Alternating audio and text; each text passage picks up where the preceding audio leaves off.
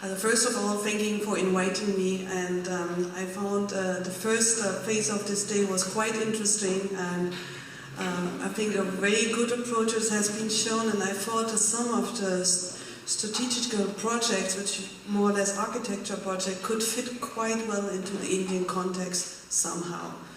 So the problem is now for me actually after the break that we have actually a big jump in terms of the content and also a big jump in terms of the culture. So my Indian colleagues would say, India, actually affordable housing and the problem, same but different. And that's mostly the key for everything in India. So in India, actually, nothing is really affordable, and there is no discourse at all on affordable housing, officially. But before we come to that topic, I find it's very important to say, what is an Indian city? Because an Indian city is something different than a European city, and so a lot of discourse we have here in Europe, actually, in my point of view, don't fit regarding Indian cities. And the biggest problem we are facing at the moment is that a lot of research projects coming to India, mostly from Europe or America, always addressing the same kind of two images of India. One is the idea that India is a peaceful, religious and very exotic society. And the other thing is that it's often a misery discourse. So the most 90% of the research projects in India, foreign projects, are about slums. And from this 90%, there's mostly just one slum, and that's the Ravi in Mumbai. And actually, this is very much irritating also for the professionals in India, and it's not really helpful because the discourse is not supporting any possibility to implement the topic of affordability. And I just want to start with some pictures. You can see here. This is actually, that's an image from Mumbai. Mumbai, at least, is the most popular city. Everyone maybe of you heard about it. It's not the capital, but it's the economic heart of India. And it has, the last census said they have around 80 million inhabitants. But the interesting thing of Mumbai is that actually Mumbai used to be the only city in India for a long time who had high-rise buildings for living. Also, some kind of social housing, some kind of governmental and state housing, and they used to build until the 70s. You will not find other examples from that time in other cities. And of course, India, the religious purpose plays a big role in India. There is a caste system, but even today plays a huge role in terms of who has the money, who's addressing projects, and with whom you can work. And interestingly, each neighborhood in India is still getting a subsidize for about 10,000 euros for cultural implementation to re-improve their neighborhoods. But mostly this money just gets into rebuilding temples, like this one is a Hanuman temple. And of course, India is under heavy reconstruction. There's a lot of heavy redevelopment going on. Mostly these are infrastructure projects. The infrastructure in India is very weak compared to China. There's a lot of speculation going on. There are less international firms who are building it. And the biggest solution, or the most popular solution in India, is mostly flyovers or heavy infrastructure. Is not even connected to any urban pattern you will find. And we have in India a society which is very much divided by gender and by the hierarchy of money. And this image you see here, that's a redevelopment in Mumbai. It's one of the newest development for high income class. And in front you see students, boys' school and a girls' school. And this image you see here, even the architecture you will find thousands of times in India. So that's a very common image. But of course, India had an urban history. There are cities which are very, very old and ancient, and the Indians love to talk about these cities. But there are also a lot of cities which has been started at the beginning of 19th century. Lots of them used to be planned by the Britishers. It used to be small townships, small neighborhoods, unfortunately very often divided by British or Indian inhabitants. And there had to be a big improvement in terms of urban planning and planning of neighborhoods and housing settlement after independence, which was, in my point of view, the most glorious time if it comes to housing in India. And India has also, I'm not showing you any slum, I don't want to show you the typical Indian pictures you normally see if it comes to the mega city discourse. But India has a lot of very unknown neighborhoods which generates houses, which is a mixture of, on the left hand side you can see it's more or less the original from the 70s, and then you see the transformation, and that's the right one is one of the newest transformation. If you come there, you have a kind of okay street, you have fences, you have car fence, and you have more or less extended family housing, single family housing, which have a good quality, and it sometimes looks very European. But this is more, I would say 100% of these neighborhoods are not documented in India. So any students who study architecture or urban planning will have not access to these books. So you need to go into the cities. But nevertheless, most popular, of course, is the IT boom and a lot of special economic zone. India is a crazy country. They said, okay, China has a special economic zone like Shenzhen. Interesting, I'm working in Bangalore, and Bangalore used to have the first special economic zone in India.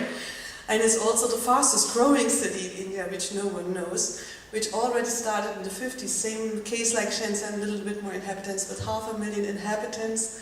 And the census now says 8.5 million. So this is a very interesting comparison with a complete different kind of urban landscape. So, but India used that kind of special economic zone in a much more crazy way.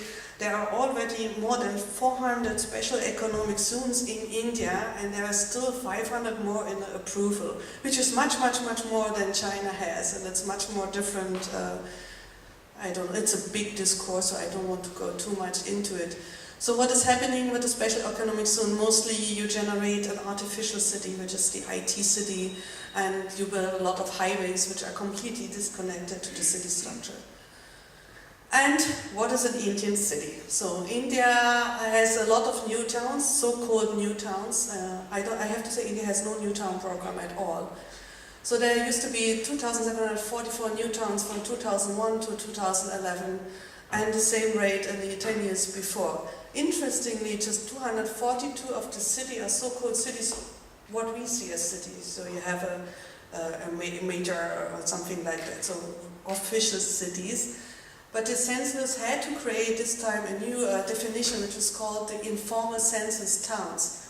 So there are up to 4,000 towns in India which have the size of a town.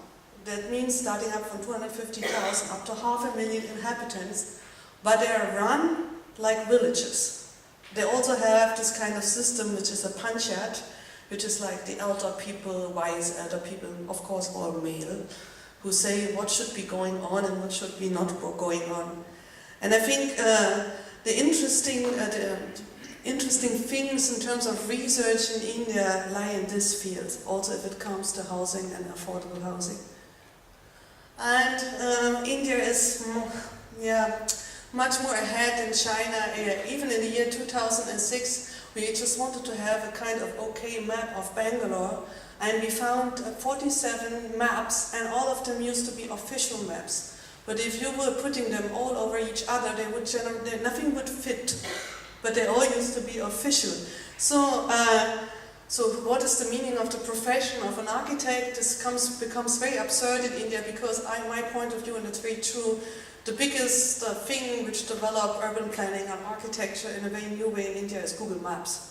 Because Google Maps was the first tool so that every citizen could have access to a kind of okay map, and with that map you could start planning. This is very much revolutionary. This Google Map is making cities, so to be honest. And of course there's the slum topic. 55% of Mumbai are so-called slum, 44% of Meru slum, 40% of Pune. This is so-called the top list of slum population, but even 50% of Delhi are informal. So, but I don't want to start a discourse what is a slum and what is informality, but there's a kind of important need to understand that something what is informal in India is not a slum.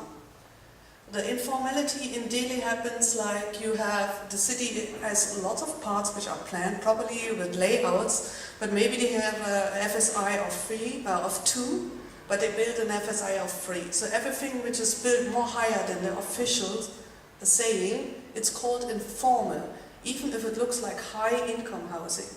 So by looking at the houses, you can't say what is informal and what is not informal. And 50% of the money in the building market in India is actually so-called black money. And the slum is also, the slum discourse also creates something which is the typical picture of India. This is a slum redevelopment program in Mumbai. Absolutely poor conditions in construction, poor conditions in livability, light, air condition, and so on and so on. But the slum redevelopment program is a state-owned program that every slum, so-called slum in India, is being redeveloped in the same way, which is quite ridiculous if you compare it to the size. And the slum redevelopment is a 100% developer-driven development, which is the case for everything which is being built in India. So there's a problem in India is the discourse, so there's a logic of the global market which is really shaping the cities. And there's actually a building knowledge of the citizen, which in my point of view is not being addressed or not even collected. And that's the resource if it really comes to affordable housing. Issues because of that is, there's a very, what I already said, a very badly documented planning history. There's today's a lack of 500,000 architects, planners or engineers who are involved into the building business. The forecast for the next 10 years is this will reach a double number of millions. So the question is really, who the hell builds the city if there is no one who is officially the person who is in charge of it? And there's a so-called urban status quo which makes the discourse much more complicated. So everything tries to understand the complexity in India in a very limited way, just to make something like a global understanding which is actually just helpful for the global investors. And the cynical thing is that everything, every forecast over every project is the so-called addressing good. And the good is mostly a European approach, which means is optimization and standardization.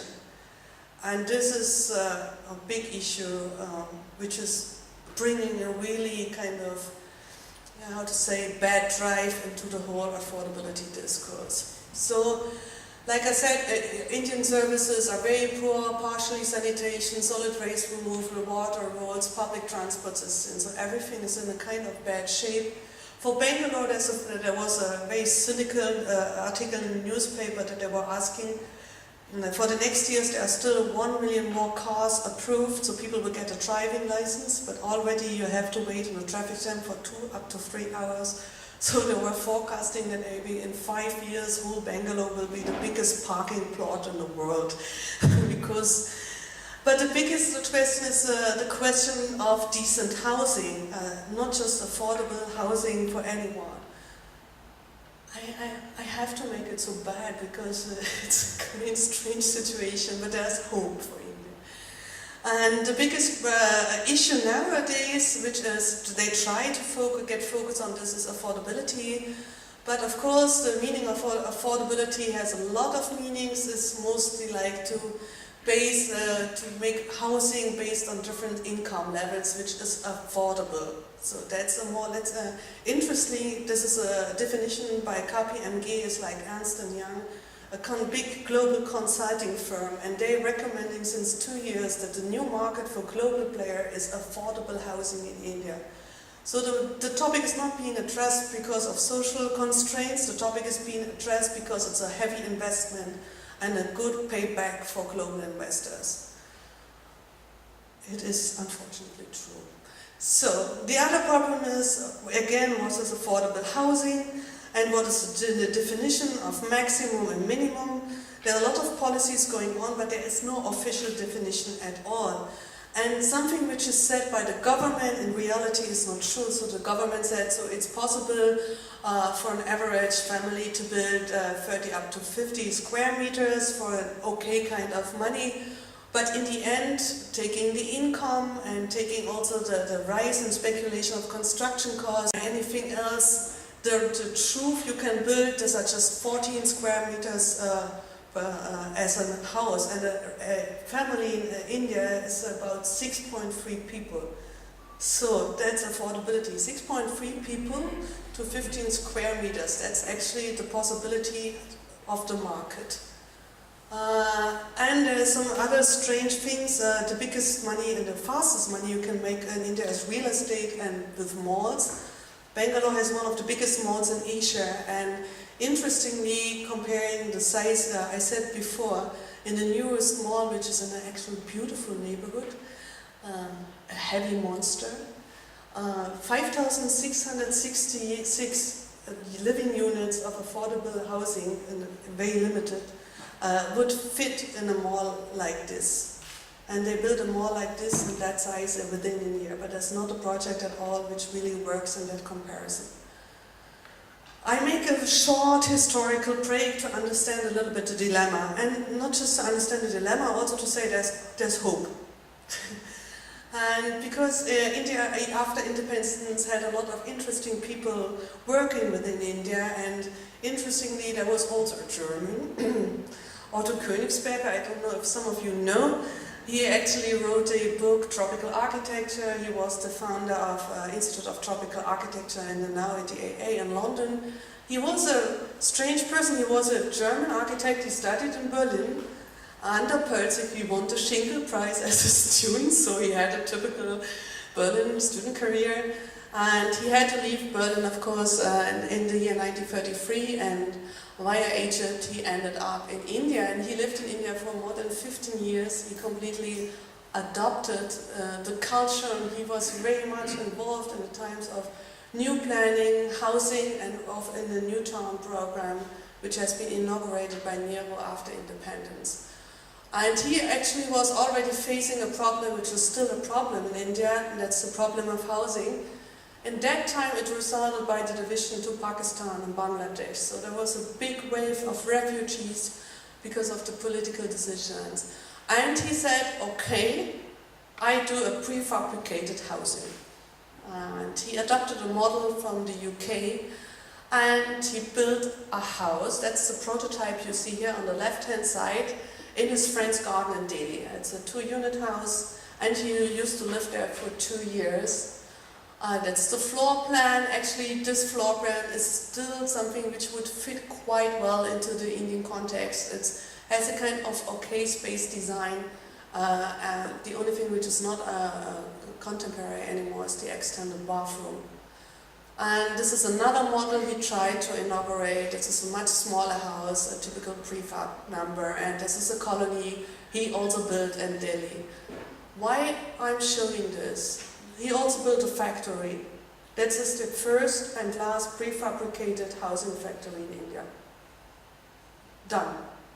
It has never been started to think about this, and also not using this in terms of the new context. And the biggest issue or the biggest argument is you have first to invest a lot of money to prepare the factory. So the margin to get a profit out of it will be more than 5 years. But everything is calculated by 3 years. That's the official margin for real estate developers. So the money you put in, getting back 20% more, it should be done in 3 years. So, but I still think that's where we should connect. And why this failed completely, I have to say the German made a mistake. Instead of making stones, he made panels, and the panels got washed out, the concrete got washed out for the monsoon. In the moment he repaired his failure, he has created such a big scam that the project was closed forever. But importantly is that he was also the one who was guiding the new housing program after independence, and he built actually 3 new towns, Bhubaneswar, Jamshedpur. The other one I forgot now. And even the new town program, the last new town program was the new town program after independence. There's no program making new towns in India actually, which is also very strange. And of course we have a little kind of iconic problem in India, that's the so-called always repeating Chandigarh.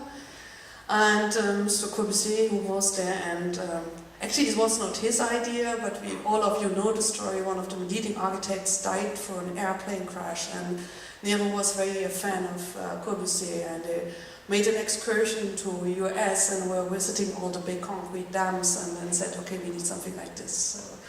So they took Corbusier for making Chandigarh possible. But nowadays, they're always using the Chandigarh example to bash modernism. And not just to bash modernism, to bash also a lot of strategical thinking in terms of urban planning. So somehow what we also did in Europe, but in a much more dramatic sense, I think. And of course they always say Corbusier never understood India and so on and so on. I just show quickly, that's the Chandigarh plan. It's an interesting example because everyone would say it failed, it never addressed cultural conditions, but that's not true. It was in the beginning too empty because it was a bureaucratic city, so there did not used to be enough inhabitants. And actually it offers, which was not done by Corbusier, by his cousin Jeanneret, a lot of affordable housing typologies which are mostly forgotten. And different kind of hierarchies, different kind of levels, and this is how they look nowadays. They use it to transform it. But it's still very much in the shape like it used to be, and it used to be one of the last planning which always incorporated kind of social infrastructure, like this is a playground but also a kind of micro school. So every unit in Chandigarh had a healthcare center, a school, a kind of cultural center, a community market, and this is something which is not being thought of in today's master planning strategy, which is not even master planning, which is mostly zoning plan. But all this more or less ended, and the result of India today reflects a lot of what happened in the 70s with the Indira Gandhi time, where the socialist movement and a lot of private corporation got state-owned, and more or less from this time on the state completely got out into the urban planning. From the 1970s onwards, all the so-called big bills passing through the government, all the big 5, 10 and 12-year plans, we have the same in India, are completely focused on the poverty in the rural area. So for 25 years, before the economic liberalization, no one ever spoke about urban planning. So there's a big historical lack. But then we had the privatization, and slowly the problem and the drama of the growing cities, the major cities, not new towns like Delhi, Bangalore, Calcutta, Pune, everything, Madras, became such an obvious issue that the government suddenly started to improve new programs. There's a National Urban Housing Program, and the most important one is the GNNURM, which is the so-called Urban Renewal Program. The drama of this program is, since that time, everything in India is officially under redevelopment. So it's impossible to create a status quo which should not be touched. So it doesn't matter if it's high-rise, low-rise, doesn't matter if it has an urban village history, it doesn't matter if it's urban, peri-urban, or anything. This program pushed a lot of money. The government has raised $4 billion, $5 billion just for infrastructure projects to get the solution in terms of urban planning somehow solved. And of course there's also the so-called slum-free India and so on and so on. You see there's Rajiv, that's the Rajiv Gandhi program, there's the Indira Gandhi and the Nehru, so it's a kind of family program if it really comes to that. That's the case, that's a historic case, that's a little bit describing the lack. Furthermore, the British left something. They left a lot of definitions, and the definitions are rewriting India in a way which is not being really well researched. For one example, what is a slum? Where the word comes from? The slum actually is a word which comes from India. And it happened when the British in the beginning of the 19th century tried to create a program and try to calculate the amount of people living in the component walled old city of Delhi. So, and this is a statistical figure which has said how many people live in how many square meters. And if it's reaching a certain kind of number, then it's called a slum. So it's not compared to any living condition, working condition, or anything which we nowadays, since the Casablanca modernism, called a habitat. So this is no relation to it, it's just a colonial figure. They also have figures which are called LIG, MIG, and HIG. HIG is the high income, middle, lower income. And even you think, okay, lower income is really, really low, there's still a weaker income section which is still under the lower income. And all of these groups are being differently addressed. And with this kind of category, they still build, and with this kind of category, you have access or you don't have access to housing. And there's some kind of numbers a little bit written for you to get an idea. So if I speak of the new income class in India, this is far beyond middle income class, like what we would say. So therefore, it's also quite typical difficult to say what is affordable or what is middle income or low income. There are a lot of challenges in India. I'm not saying these challenges, all my Indian colleagues, I don't want to bash it too much, but they always say, okay, there's an unavailability of urban land. So it's the access to land not possible, very expensive. The cost in Mumbai is much higher than of land than in any city in Germany. Mumbai used to have the highest amount of cost of land 10 years ago, more than Hong Kong, more than Tokyo, which is unbelievable to think about. The rising construction costs, even this is very poor. Then, of course, delay of approvals is more or less impossible to build a school in India because you have to go to two ministries. Ministry of Building and Ministry of Education. And to get this done, you need 10 years in India. But you get an approval for real estate within a week. And nevertheless, the fact is there are 20 million housing units lacking. That's still a fact. And the shortage is tremendous, and the biggest problem, even if there's a kind of affordable housing, there's a mismatch who is entering the affordable market. So what has happened nowadays is that projects who do affordable housing, bringing the units to the market, then so the young IT students who have a certain kind of basic or income, they buy out this housing units as an investment. So again, there's an affordability, but it's not being sometimes possible that people who need affordable housing really get into that affordable housing. So this is really capitalism in India. And the biggest problem, of course, is the profit margin. So the developer needs to get some money out. So if you say, okay, we are quite okay, we have a concept here, we're going out to India, we build. The biggest problem is not the architects, is even sometimes not the land. The biggest problem is to get a builder. Someone who's making the construction, because normally they build with a speculation rate of 25%. So they start selling out the first unit for an okay price, and by the year, they're getting up to 25% of that amount they sold it before. So, but if you do affordable housing, you have to guarantee a certain kind of price for a long period. So no speculation rate. So the biggest problem is how to get someone who is building that. And there, in the last 3 years, they're popping up millions, thousands of so-called affordable housing projects. 90% of the projects are done by a real estate developer, so by the private housing market.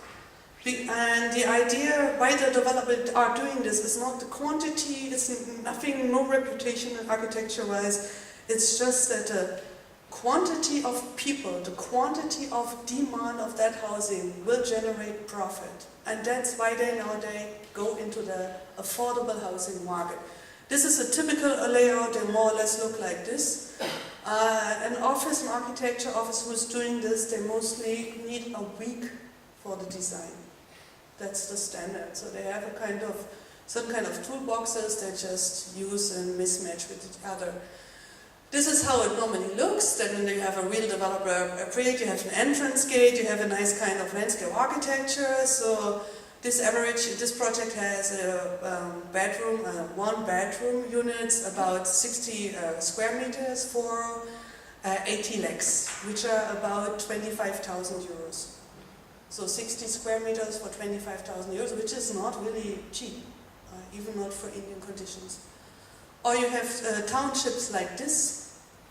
It's also a very typical landscape access, entrance gate, some kind of beautification landscape, minimal ground floor planning. And it costs, that's the architecture, how it looks like. And we have zillions of this kind of projects. So this is a little bit more small. This is about 40 square meters for one housing, one bedroom apartment for 14 lakh, which is 18,000 euros or something like this. But this is not in the cities. Both of the projects are called Affordable Housing Project in Ahmedabad, which is a big city in Gujarat. But these cities are 80 kilometers away from Ahmedabad. You know what it means, so I don't want to get into the discourse. Okay, you have this, but nevertheless, you just reached now this stage of information about India, and now I push you in a complete different kind of direction. There is no lack of housing. So there is a lot of debate of the shortage of housing. They say there's no land, like this is true for the most cities, 22% under defense, amenities, utilities.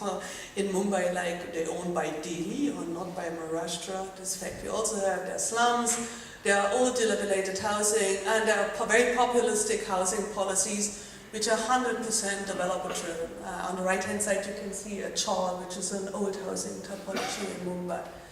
So these are the arguments why there's such a lack of housing, and the arguments have pushed a policy which is very strange. It's the same policy for affordable housing, middle income, high income, and slum redevelopment. So what you need, you have to redevelop your plot by the so-called official FSI, 1, 2, 5, or it doesn't matter, so up. What you need is an investor, a so-called builder. The builder is getting incentives by the state to redevelop your plot. So the land has a high value, the builder gets incentives. He can buy, but he has to relocate the people who used to live there for free. But he can add 25, and in normal it's more, up to 50% more of the building construction and sell this out for high price.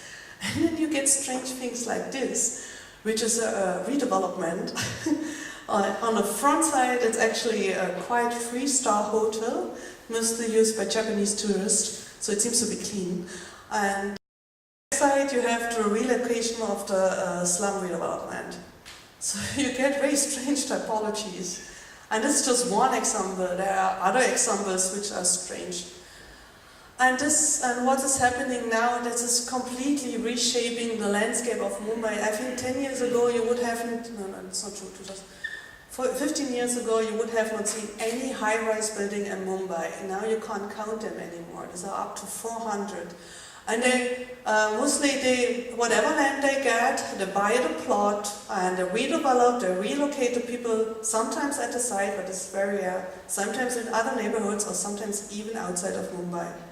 And then they sell, so there's not even a plan because the space, the high-rise building has the ground floor of the plots they built, and this can be quite strange plots they got. So they're very long linear buildings because they got 3 very large spaces next to each other. And that's the way how the landscape is being transformed. Actually, this is a redevelopment within the Ravi, which is the most popular, most well-known slum. It's not a popular slum at all. And then you become absurd moments again where you have a super kind of posh architecture for real estate development, IT, and in front of it, mostly in the backside, you have the redevelopment of the slum next to it. So there are people who say there's a big problem because all this discourse always repeating the same issues and factors, and in effect, they do new developments, but in the end they don't need. But the discourse is important to establish a certain kind of benefit for the developer. So imagine if you would say in the newspaper there's no shortage of housing. So the market price, land price, everything would immediately decline, and the focus of research would immediately go to the old neighborhoods which are completely neglected until today. So the question of repair is really important, and of course the question how to enable housing. Just very short, to get a loan from a bank you need to have a certain kind of cash money, like nowadays in Germany. mostly 50% of the loan you want. So most people don't have that cash, they can't get a loan, and they can't get buy-in in the affordable market sector. So the issue is not just the architecture, it's also the economy which lies beneath. And to show you that there are other opportunities which are maybe interesting if it comes to affordability, I come to my city where I'm mostly staying, and I was very honored to invite Joachim in January. There's Bangalore. I already saw Bangalore is mostly known of the so-called IT and telecommunication center, service center. So if you want a bread in New York, you call in Bangalore. And no one knows it actually. And so that's a quite funny comic where they say, oh come on, they have outsourced Santa Claus. And this is addressing mostly the case in Bangalore. Therefore Bangalore were quite popular. But on the other side, Bangalore probably used to be a very historical garden city. And even until the 60s, it used to be the city of the retirement people in India. Done. And interestingly, Bangalore also is a city which is very rare in the world because it has no geographic border, there's no river there, there's no mountain, there's nothing, no next water is 100 kilometers away. So they had a very interesting system of channels and artificial lakes which has been started very early and also refurbished by the British. This used to be Bangalore in 1960. What a beautiful city. You will not see any road with the lines anymore. There used to be coffee houses. It's south of India, so it's a very relaxed kind of area. The climate is quite okay, no hot, no monsoon. And you always will get hay fever also because of the German. That's how it looks now, the same street. So everything which is under redevelopment is under redemolition, and you will find hardly spaces which are kind of well-shaped. And that's the project are being officially sold and the people buying into that market. I really like them because they're done in Photoshop and they always have a perspective arrow. But this is another topic. And but come to Shenzhen, India is not dense, that's a myth. India is just very inefficient built. So this is on the left-hand side, you can see black and, how's it called in English? You see the typology of housing in Bangalore, and on the right-hand side you see the typologies of housing in Manhattan. So you see there's a lot of possibility to optimize if it really comes to the question of density. But for this, the first important thing would be to have a model of the city or a kind of okay plan. And if it comes to affordable housing, I think here it starts where the research should start, to addressing the typologies or the urban fabric of the inner city and figure out how you can re-densify it and use it also as cheap land for affordable housing. That would be an interesting approach, which is not being touched at all. And Bangalore used to be a beautiful city. What we once did, besides the Sundhi plan, which is the official plan, we were taking out all the old maps because Bangalore has incorporated in the last 50 years 87 villages, or so-called communities. And this is the layout of each community. We gave them different kind of color, and each community had a temple, a lake, and so on, a community center, blah, blah, blah, blah, and some kind of older structures. And we always show that because we want that there's a shift in the planning, that you don't do zoning plans, which is very common, but incorporate the idea of neighborhood or neighborhood settlements again in the city planning in India. And that's an example that's actually done by Charles Correa, which is a very famous so-called superstar of architects in India. He's not mentioning it in his work, I don't know why. And this was built in the 70s, and this is still a very, very beautiful example for housing. They're very small houses. They are 60 square meters, but they are really efficient, and they're still there, and they generate a nice climate, semi-public spaces. And there's still in Bangalore a lot of these houses. These are the houses which has been built by the British. This is an example from Austin town, which used to be the first house in India with detached bathroom.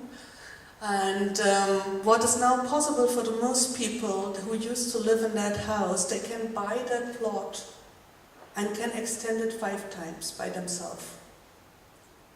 So this is now shaping the city. So you use the boat plot, you try to get a loan, mostly families living in different kind of housing units.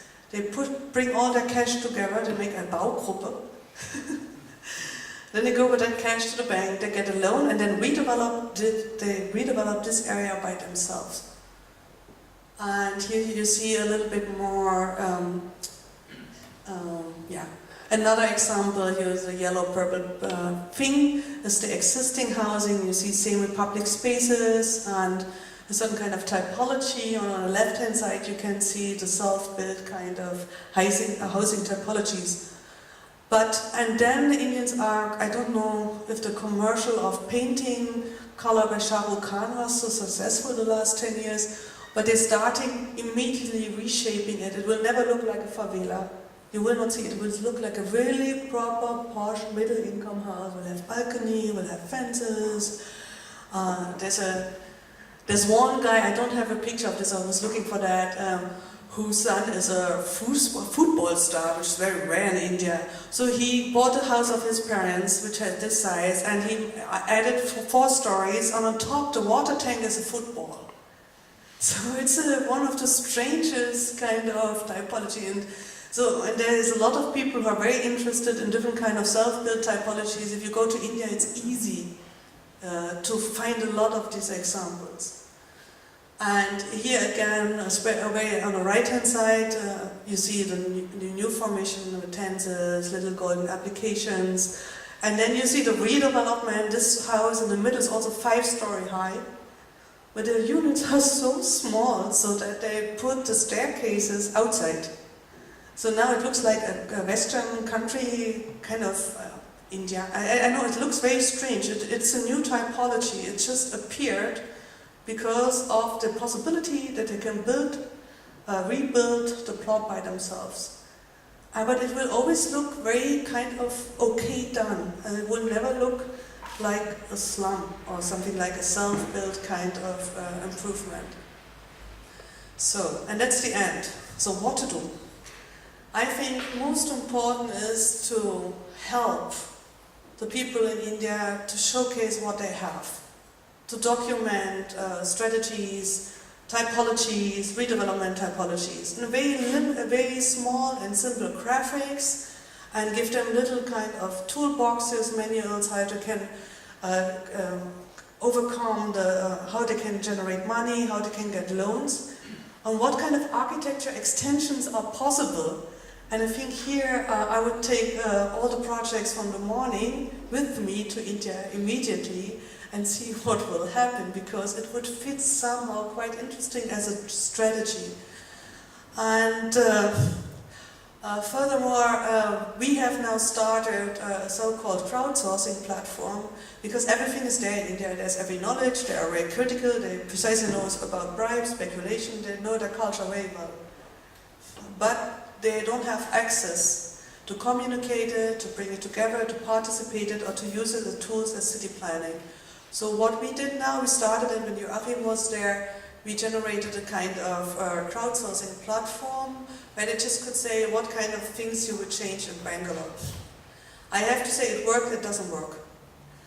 It works somehow because it gives very interesting insights, but it doesn't work because more and more we realize it needs to be monitored.